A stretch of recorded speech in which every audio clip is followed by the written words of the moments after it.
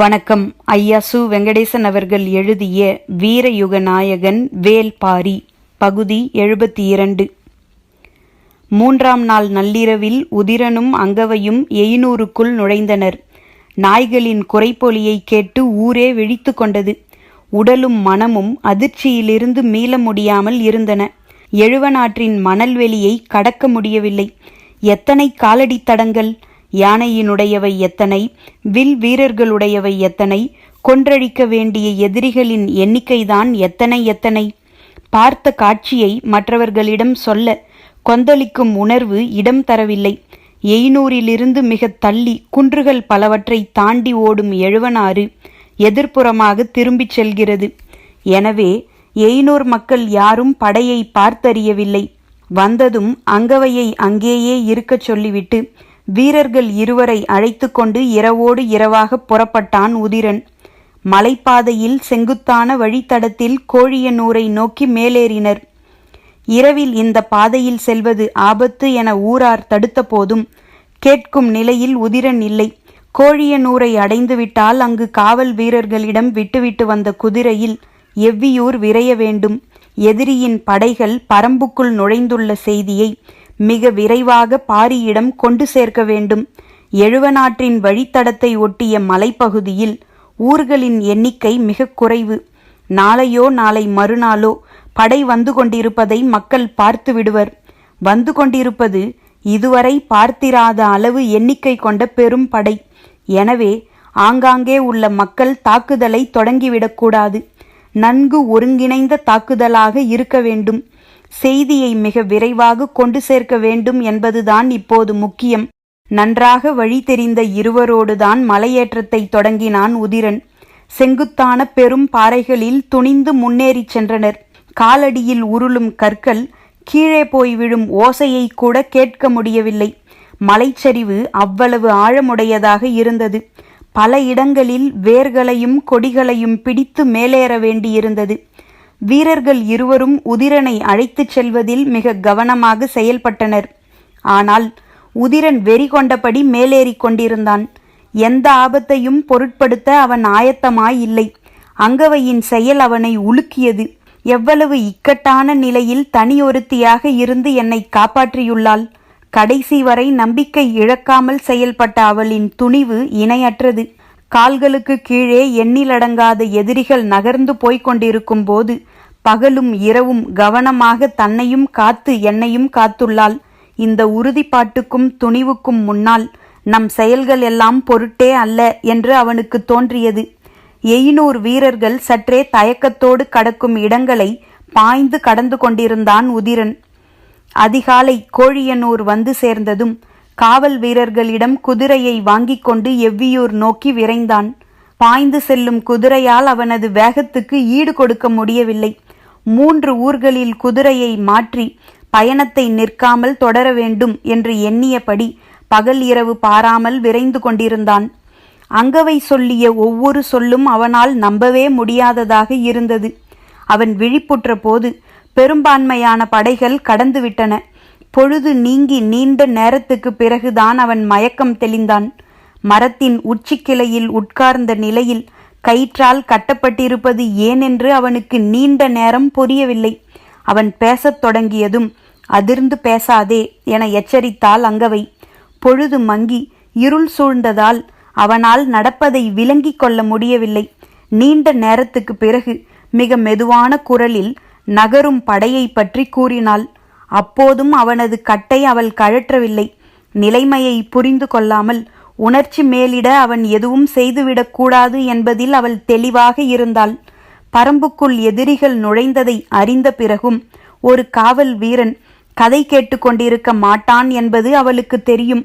ஆனால் இப்போது நிலைமை வேறு விதமாக இருக்கிறது. அவன் மயக்கம் நீங்கிய பொழுதிலிருந்து அதிர்ச்சி மேல் அதிர்ச்சிகளை அவள் சொல்லிக்கொண்டே இருந்தாள். ஆற்றின் மேலே நல்ல உயரத்திலிருந்து பார்த்ததாலும் எண்ணறிவில் தேர்ந்தவளாக இருந்ததாலும் நகரும் படையை பற்றிய துல்லியமான கணக்கை அவளால் சொல்ல முடிந்தது. சொல்லிக்கொண்டே இருந்த அவளின் குரல் காதை விட்டு அகல மறுக்கிறது. பரம்பு வீரனாக இந்த படையை தடுப்பதுதான் எனது முதல் வேலை. அருகில் இருக்கும் ஊர்களை திரட்டி இந்த இரவிலேயே தாக்குதலை தொடங்க முடியும். எதிரிகளை இந்த இடம் விட்டு துளியும் நகர விடாமல் என்னால் செய்ய முடியும் என ஆத்திரம் கொண்டு உரைத்த போது மிகவும் அமைதியாக ஆனால் உறுதியான குரலில் அவனது எண்ணத்தை மறுத்தாள் அங்கவை.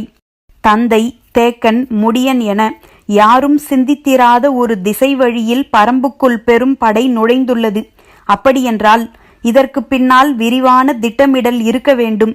சேரனும் பாண்டியனும் படையெடுப்பார்கள் என எதிர்நோக்கி இருக்கும்போது இவ்வளவு பெரும் படையோடு சோழன் ஏன் உள்ளே நுழைகிறான்? அதுவும் எழுவனாற்றின் வழியினூடே எங்கே போகிறான்? இதெல்லாம் விரிவான தன்மையோடு எதிர்கொள்ள வேண்டிய ஒன்று. எனவே செய்தியை உடனடியாக எவ்வியூருக்கு கொண்டு செல்லும் வேலையை மட்டும் செய். எதிரியை கண்டு குருதி கொப்புளிக்க சினந்தெழுந்த உதிரனை மடக்கி பிடித்து எவ்வியூர் நோக்கி அனுப்பினாள் அங்கவை.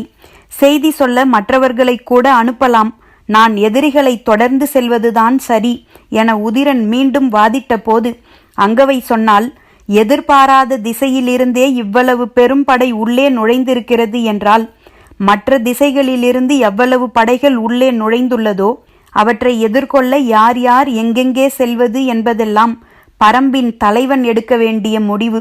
நீ போரிட வேண்டிய இடம் எது என்பதை எவ்வியூருக்கு போய் கேட்டு தெரிந்து கொள் என திடம் கொண்ட குரலில் கூறினாள் அங்கவை. ஈட்டி ஏந்திய 10,000 எதிரிகள் கீழே போய்க் கொண்டிருப்பதை அறிந்த போதும் நடுங்காத அவளின் கால்களை விட உறுதி மிக்கதாக இருந்தன அவளுடைய சொற்கள். பொழுது மங்கிக் கொண்டிருக்கும் மாலை வேளையில் நாகப்பச்சை வேலியை தாண்டி பாய்ந்தது உதிரனின் குதிரை. மேல் மாடத்தில் பாரி, தேக்கன், முடியன், காலம்பன் ஆகியோர் தென் திசையிலிருந்து கூழையன் அனுப்பிய செய்தியை பற்றி தீவிரமாக கலந்துரையாடி கொண்டிருந்தனர். தொலைவிலேயே பாரியின் கண்களுக்கு உதிரனின் பாய்ச்சல் தெரிந்தது. அங்கவையின்றி தனியே வருபவனின் வேகம் ஆபத்து ஒன்றை முன்னுணரச் செய்தது. மாடத்திலிருந்து விரைந்து கீழிறங்கினர். 2 நாள்களாக உணவேதுமின்றி அவ்வப்போது குதிரையை மட்டும் மாற்றி விரைந்து வந்து சேர்ந்தான் உதிரன். கிறங்கியபடி வந்தவனை சற்றே இளைப்பார வைக்க முயன்றார் தேக்கன். ஆனால் கொந்தளிக்கும் உணர்வோடு இருந்த உதிரனால் அவர்கள் கொடுக்கும் நீர் ஆகாரத்தை வாங்கி குடிக்க முடியவில்லை. பேச்சு ஒழுங்கோடு வெளிவர மறுத்தது. முன்னும் பின்னுமாக திணறினான். அங்கவை இல்லாமல் உதிரன் மட்டும் வந்த செய்தி ஆதினியை எட்டிய போது இதுவரை இல்லாத அச்சத்தை அடைந்தாள். மாளிகையை நோக்கி ஓடோடி வந்தாள். அவள் உள்ளே நுழைந்த போது அங்கவையின் கண்களின் வழியே நகர்ந்து செல்லும் யானைப்படையின் எண்ணிக்கையை சொல்லிக் கொண்டிருந்தான் உதிரன். காலாட்படையின் தன்மை வேறுபாடுகளை சொன்னான். குதிரைப்படை ஏதுமில்லை. படைகளை ஒழுங்கமைக்கவும் தளபதிகளின் பயன்பாட்டுக்காகவும் மட்டுமே குதிரைகள் வந்துள்ளன. வீரர்களின் முகங்களில் களைப்பேதும் இல்லை. தூசிப்படையினர் காதுகளின் மேல் மடல்களில் 3 ஓட்டையிட்டிருந்தனர் என்பது வரை அங்கவை சொல்லி அனுப்பியிருந்தாள். ஏறக்குறைய அனைவரும் திகைத்து போயினர். சோழன் ஏன் படையெடுத்து வருகிறான்? எழுவனாற்றினூடே பரம்புக்குள் நுழையும் வழி எப்படி அவனுக்கு தெரிந்தது? அவனது படையின் வலிமை யானைகளை நம்பியதாக இருக்கிறது. அது மிகச் சரியான உத்தியே. இவ்வளவு தெளிவான திட்டமிடலோடு புறப்பட்டு வரும் நோக்கம் என்ன என ஒவ்வொருவருக்குள்ளும் கேள்விகள் உருண்டு கொண்டிருந்தன. அவை அமைதி கொண்டது. ஆதினி பெருமூச்சு விட்டாள்.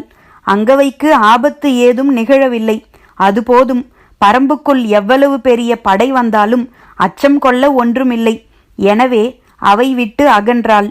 முந்தைய நாள் நள்ளிரவு கூழையன் செய்தி அனுப்பியிருந்தான். குடநாடும் குட்டநாடும் படையை ஒருமுகப்படுத்தி இருக்கின்றன. ஆயிமலையின் பின்புறம் 2 நாட்டு படைகளும் ஒன்று சேர்ந்து பாசறை அமைத்துள்ளன. ஆயிமலையின் கணவாய் வழியாக இன்னும் சில நாள்களில் அவர்கள் பரம்புக்குள் நுழைய உள்ளனர் என்பதுதான் கூழையன் அனுப்பியுள்ள செய்தி. வழக்கத்துக்கு மாறான தன்மையுடன் சேரர்களின் நடவடிக்கை உள்ளது. இருவரும் தனித்தனியே போரிடுவதற்கான ஏற்பாட்டுடன் இருந்ததாகத்தான் ஏற்கனவே கூழையன் செய்தி அனுப்பியிருந்தான். திடீரென எப்படி 2 படைகளும் ஒருங்கிணைந்தன?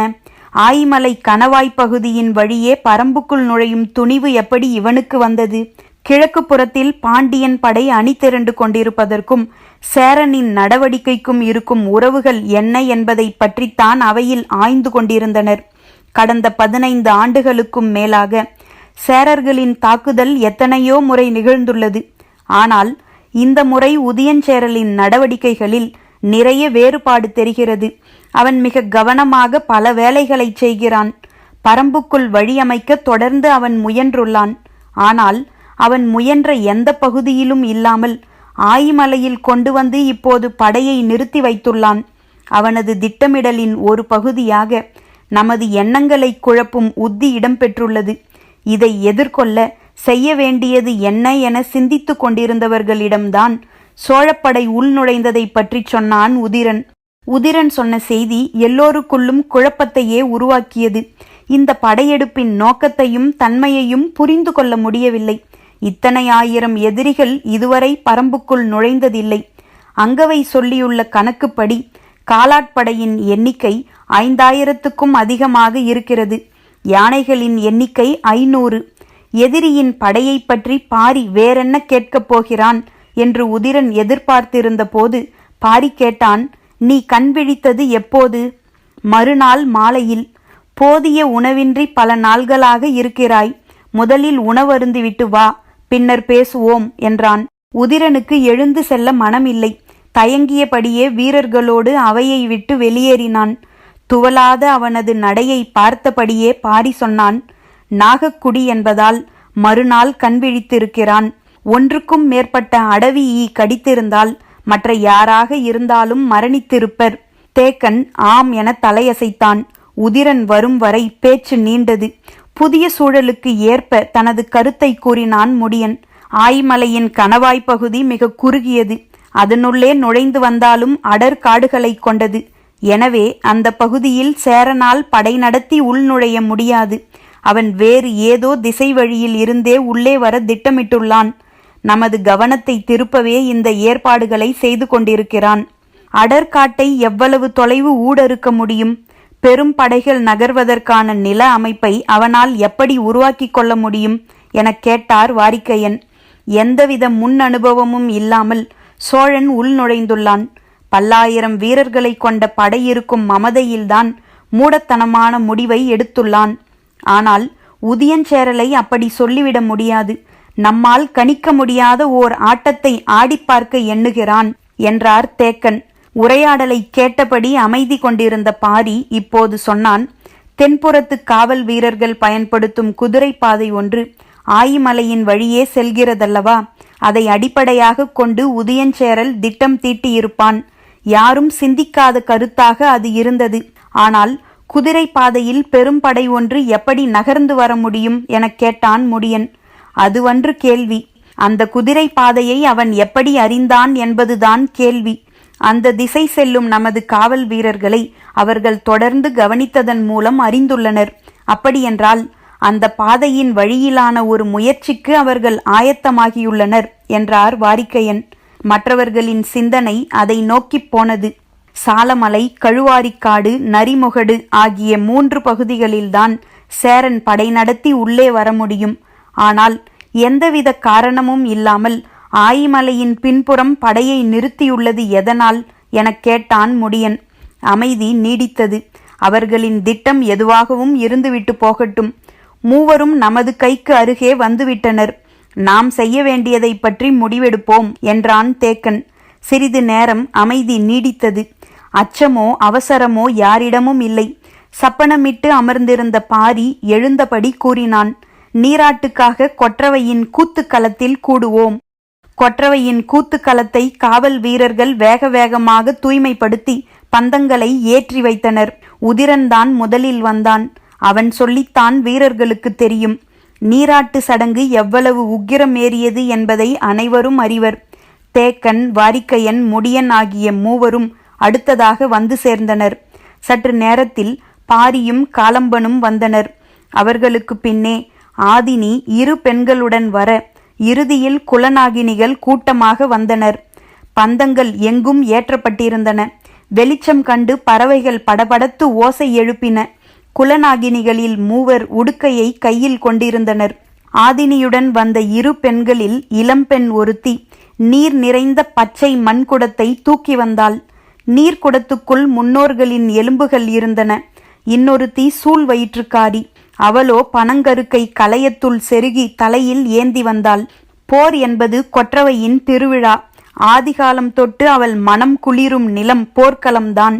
சிதை உண்ட உடல்களும் சரிந்து தொங்கும் குடல்களும் தாடை வெட்டப்பட்டு பிளந்து கிடக்கும் முகங்களும் தான் அவளுக்கான படையல்.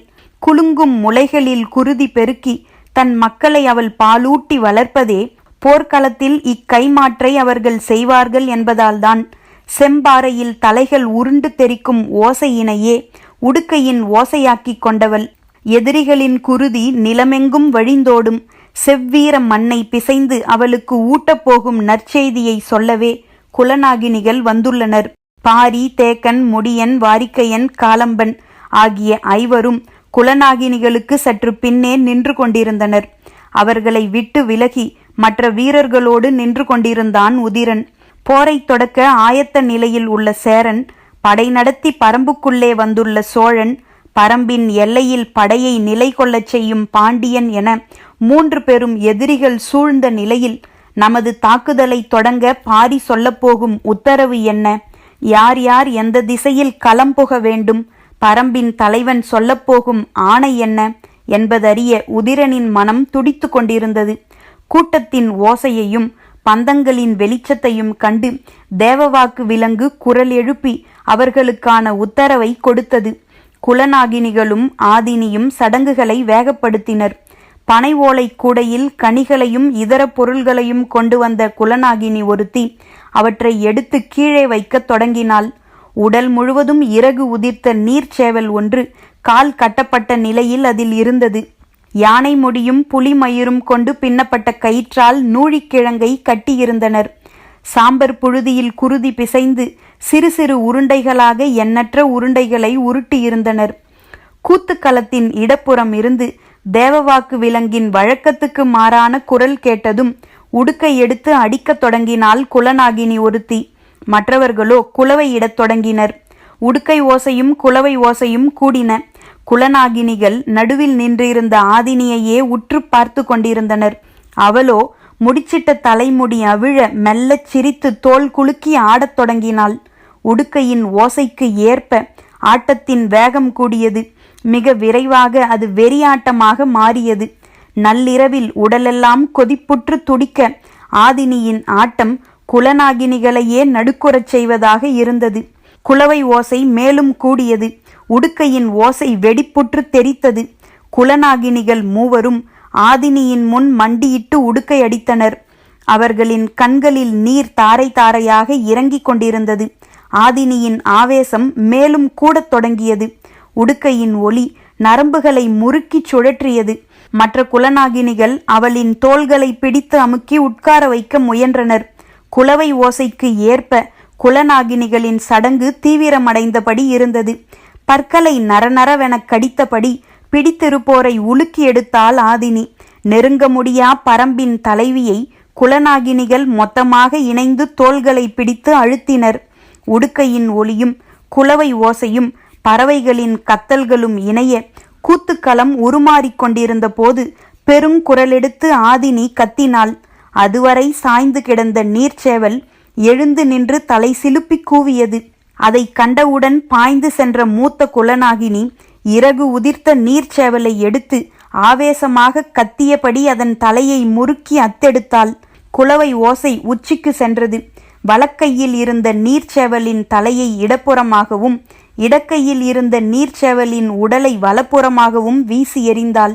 குலவை ஓசையும் உடுக்கையின் ஓசையும் காட்டை மிரட்டின. மற்ற குலநாகினிகள் நூழிக்கிழங்கையும் குருதி உருண்டைகளையும் எல்லா திசைகளிலும் வீசி எறிந்தனர். குலவை ஒளியோடு தேவவாக்கு விலங்கின் ஒளியும் இணைந்து இருளை உலுக்கின. இளம்பெண் சுமந்து வந்த பச்சை மண் குடத்து நீரை அமர்ந்திருந்த ஆதினியின் தலையில் ஊற்றினர். முன்னோர்களின் எலும்புகள் மேலெங்கும் நழுவி இறங்கின. இறங்கும் எலும்பை இரு கைகளிலும் ஏந்தினாள் ஆதினி. 1000 அணங்குகள் காடெங்கும் இருந்து இறங்கி வந்து ஆதினிக்குள் அடங்க எண்ணிலடங்கா முன்னோர்களின் விலா எலும்பை இரு கைகளிலும் ஏந்தினாள் ஆதினி. அதை கண்டதும் ஆவேசம் கொண்ட பாரி அவளை நோக்கி வந்தான். மற்றவர்களும் தொடர்ந்து வந்தனர். ஆதினியின் கையில் இருந்த எலும்பு ஒன்றை எடுத்தான் பாரி. உடுக்கை அடிப்பவர்கள் பாரியை சுற்றி ஒலி எழுப்பினர். குலவை ஒலி மேலிட எடுத்த எலும்பு கொண்டு மார்பிலே கீறினான் வேல்பாரி. கொப்புளித்து பெருகியது பாரியின் குருதி. உடுக்கை அடிப்பவர்களின் ஆவேசம் மொத்த காட்டையும் உலுக்கியது. மற்ற நால்வரும் அதே போல முன்னோர்களின் எலும்பு எடுத்து மார்பிலே கிழித்தனர். திக்கெட்டும் இருந்து தேவவாக்கு விலங்குகளின் குரல் எதிரொலித்து கொண்டிருக்க சூழ் வயிற்றுக்காரி தலையில் சுமந்து வந்த கலையத்தோடு பாரியின் முன்னால் மண்டியிட்டு அமர்ந்தாள். குடத்துக்குள் இருந்த பனங்கருக்கினை எடுத்த பாரி கீரிய மார்பின் மீது உறக்க தேய்த்தெடுத்தான். மேற்சதையை பீய்த்து கொண்டு வந்தது பனங்கருக்கு. குளவை ஓசையும் உடுக்கை ஓசையும் பறவைகளின் கத்தலும் விலங்கின் கதறலும் இணைய ஐவரின் மார்பு குருதியை பனங்கருக்குகள் வாங்கி கொண்டன. குருதி தோய்ந்த பனங்கருக்கினை ஆதினியின் கைகள் ஏந்தி பிடிக்க சூழ் வயிற்றுக்காரி மேடையின் மீது ஏறி அமர்ந்தாள். குலநாகினிகள் ஆளுக்கு ஒரு திசை பார்த்து ஆவேசமாய் ஆடினர். கொற்றவையின் பசி அடக்கி தாகம் தீர்க்க எதிரிகளை மலைமலையாய் கொன்றழிப்போம் என ஐவரும் மார்பு குருதி கொண்டு உறுதி அளித்ததால் ஆதினிக்குள் இருந்த கொற்றவை அகமகிழ்ந்தாள். வாய் அகன்று காடதிரச் சிரித்தாள். ஆனால் மேடையில் அமர்ந்திருந்த சூழ் வயிற்றுக்காரி சிரிக்கவில்லை. ஆவேசம் தணியவில்லை. விரித்த விழிகளில் இமையாடவில்லை. பெருங்குரலெடுத்து வா, எங்கிட்ட வா என பேய் கூச்சலிட்டாள். தலையை மறுத்து மறுத்து ஆட்டி விழப்போகும் எதிரிகளின் எண்ணிலடங்கா உடல்களை தின்று முடித்துவிட்டு வருகிறேன். உருவிய குடல்களால் குன்றுகள் மறைந்து கிடக்க காடெங்கும் பெருகியோடும் குருதியை குடித்துவிட்டு வருகிறேன். அதற்குள் ஏன் அழைக்கிறாய் என மறுத்து கத்தினாள் கொற்றவை. ஆனால் சூழ் வயிற்றுக்காரி விடவில்லை. அதைவிட பெருங்குரலெடுத்து கத்தினாள். காலம் தாழ்த்தாதே, எனக்கான வாக்கை அளித்துவிட்டு நீ பசியாறிக்கொள். கொற்றவை நகரவில்லை. என் மக்கள் கொன்றளித்துள்ள பிணங்களை புசித்து முடிக்கும் வரை பொறுத்திரு என கூறி பற்களை நரநரவென கடித்து காட்டையே இரு கூறுகளாக பிளந்து கொண்டிருந்தாள். குலநாகினிகள் ஒன்று சேர்ந்து கொற்றவையை சூழ் வயிற்றுக்காரியை நோக்கி இழுத்துச் செல்ல முயன்றனர். ஆனால் யாராலும் அவளை அசைக்க முடியவில்லை. 1000 அணங்குகள் ஒன்றாய் இறங்கி ஆடிக்கொண்டிருந்தனர். குளவையின் பேரொலி பல மடங்கு அதிகரித்தது. உடுக்கை ஓசையில் இலைகள் நடுங்கின. குலநாகினிகள் எல்லோரும் சேர்ந்து பெரும் ஆவேசத்தோடு உட்கார்ந்திருந்தவளை தூக்கி மேடையின் மீது இருந்த சூழ் வயிற்றுக்காரியை நோக்கி நகர்த்தி சென்றனர். சூழ் வயிற்றுக்காரியின் கண்ணில் நீர் வழிந்து கொண்டிருந்தது. ஆனால் கொற்றவை தன்னை நோக்கி வரத் தொடங்கியதும் அவளின் முகத்தில் சிரிப்பு படரத் தொடங்கியது. குலநாகினிகள் வலுக்கொண்ட மட்டும் நகர்த்தினர். அமர்ந்திருந்தவள் ஆதினி அல்லல், கொற்றவை. அவ்வளவு எளிதாக நகர்த்திவிட முடியாது. மேலும் மேலும் ஓசை எழுப்பி உடுக்கை அடித்து பெருங்குரலில் கதறியபடி கொற்றவையை முன்னகர்த்தினர். மலையென குவியும் பிணங்களின் குருதி வாடையை உள்மூக்கில் நுகர்ந்தபடி சற்றே அகமகிழ்ந்து எழுந்தாள். எழுந்த கணம் குலநாகினிகள் முழு ஆவேசத்தோடு மேடையை நோக்கி நகர்த்தினர். அருகில் சென்று அமர்ந்திருந்தவளின் நிறைசூலில் கை வைத்தாள் கொற்றவை. காடு நடுங்கும் ஓசை இருளெங்கும் கேட்டது. நிறைசூலுக்குள் இருக்கும் புது உயிருக்கு இந்த மண்ணை காத்தளிப்பேன் என கொற்றவை அளித்த வாக்கு காட்டுயிரின் காதுகளிலெல்லாம் எதிரொலித்தது. எதிரிகளை கொன்றழிக்க நிகழும் சூளுரையும் குருதி குடிக்க துடித்தெழும் ஆவேசமுமே இந்த சடங்கின் உச்சம். ஆந்தைகளின் வட்டவிழி நடுக்குற்ற அந்த கணத்தில் இருளும் மலையும் ஒரு சேர உணரும்படி காடதிர கத்தினான் வேல்பாரி. கொற்றவையின் பசி தீர்க்க எதிரிகளின் பிணங்களை மலையென குவிப்போம்.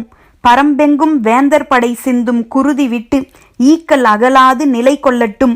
சேரனின் படையை அழித்தொழிக்கும் வேலையை தேக்கனும் கூழையனும் உதிரனும் செய்யட்டும். கிழக்கு திசையில் நிலை கொள்ளும் பாண்டிய படையின் கருவறுக்கும் வேலையை முடியனும் காலம்பனும் நீலனும் செய்யட்டும். எழுவநாட்டின் மணலுக்குள் சோழப்படையை புதைத்தொழிக்க நான் புறப்படுகிறேன். கொற்றவையின் பெரும் பசிக்கு திசையெங்கும் விருந்தளிப்போம். பரம்பின் குரல் ஒலிக்கும்.